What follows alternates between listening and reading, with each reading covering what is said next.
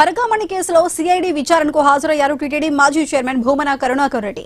CID ముందుకు వెళ్తూ మీడియాతో మాట్లాడారు. ఆయన తనకు ఈ కేసుతో ఎలాంటి సంబంధం లేదన్నారు. కేసులో ఇరికించాలని కొందరు ప్రయత్నం చేస్తున్నారని భూమన అన్నారు.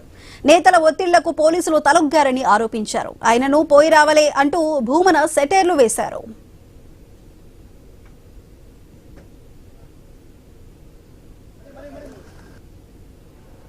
భూమికి నక్షత్ర మండలానికి ఎంత ఎడముందో అంత దూరం ఉంది.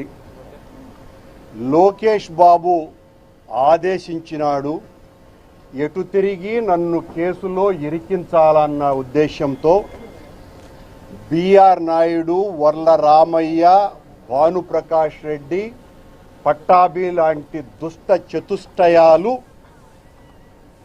నన్ను ఖచ్చితంగా విచారణ చేయాలనని విచారణ అధికారులకు విజ్ఞప్తి చేసినారు. పరకామణి కేసులో సిఐడి విచారణకు హాజరయ్యారు టీటీడీ మాజీ చైర్మన్ భూమన కరుణాకర్ రెడ్డి. సిఐడి ముందుకు వెళ్తూ మీడియాతో మాట్లాడారు. ఆయన తనకు ఈ కేసుతో ఎలాంటి సంబంధం లేదన్నారు. అయితే కేసులో ఇరికించాలని కొందరు ప్రయత్నం చేస్తున్నారని భూమన అన్నారు. అది దీనికి సంబంధించి మరింత సమాచారాన్ని మా ప్రతినిధి గోపీనాథ్ అందిస్తారు. గోపీనాథ్, చెప్పండి, భూమన కరుణాకర్ రెడ్డి ఈ రోజు టీటీడీ కల్తీ నెయ్యికి సంబంధించి ఇప్పుడైతే హాజరయ్యారు. దానికి సంబంధించి పూర్తి డీటెయిల్స్ ఏంటి? సంబంధించి పరకామణి హుండీ లెక్కింపు కేసుకు సంబంధించి ఇప్పటికే కూడా పెద్ద ఎత్తున సిఐడి అధికారులు విచారణ జరుపుతున్నారు. కాబట్టి అయితే ఈ కేసులో ఇప్పటికే మాజీ ఈఓ ధర్మారెడ్డితో పాటు వైవి సుబ్బారెడ్డి వీళ్ళందరినీ కూడా సిఐడి అధికారులు విచారణ చేయడం జరిగింది. అయితే ఆ సందర్భంలో బోర్డు సభ్యులుగా కావచ్చు, అదేవిధంగా చైర్మన్ గా వ్యవహరించినటువంటి భూమన కరుణాకర్ రెడ్డికి కూడా ఇవాళ ఉదయం నోటీసులు ఇచ్చారు. అయితే అదే సందర్భంలోనే మధ్యాహ్నం 3:30 ఆయనకి నోటీసులు తీసుకున్న తర్వాత నేరుగా విచారణకు హాజరవ్వడం జరిగింది. అయితే సిఐడి అధికారులు ముందు వెళ్లే సందర్భంలోనే ఆయన మీడియాతో మాట్లాడుతూ కొన్ని సంచలన విషయాలు చెప్పడం జరిగింది.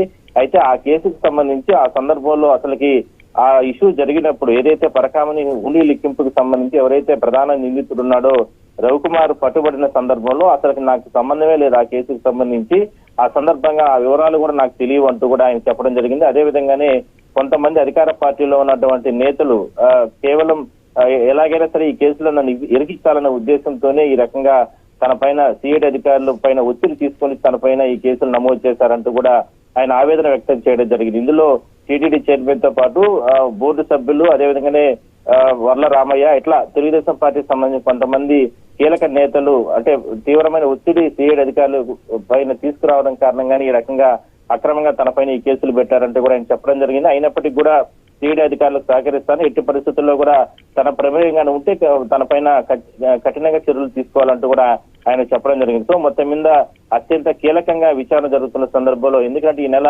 13వ తారీఖున రాత్రి సిఐడికి సంబంధించిన అధికారులు విచారణ ఒకవైపు జరుగుతున్న సందర్భంలోనే అప్పట్లో విజిలెన్స్ అధికారిగా ఉన్నటువంటి సతీష్ కుమార్ ని అనుమానాస్పద స్థితిలో ఆయన హత్య చేయడం జరిగింది, అంటే గుత్తి రైల్వే స్టేషన్ వద్ద. అయితే దాని తర్వాత ఈ కేసు కోర్టు ఆదేశాలతో చాలా స్పీడప్ అవడం జరిగింది. అందువల్లనే కీలకంగా ఉన్నటువంటి అప్పట్లో ఉన్నటువంటి అదే బోర్డు సభ్యులు కావచ్చు, చైర్మన్ కావచ్చు, ఇట్లా మాజీ సభ్యులు వీళ్ళందరినీ కూడా సిఐడి అధికారులు విచారణ జరుపుతున్నారు. Sudha. Right Gopinath, thank you.